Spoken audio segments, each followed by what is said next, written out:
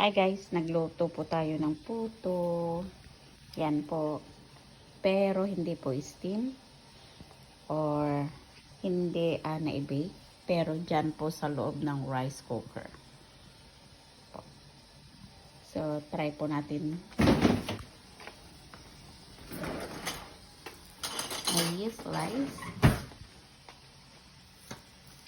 Ay, malambot po siya. Ayan po. Ang lambo-lambo po.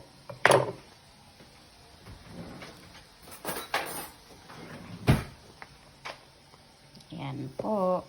Try natin. Ay, talagang malambot na malambot po siya. Ayan.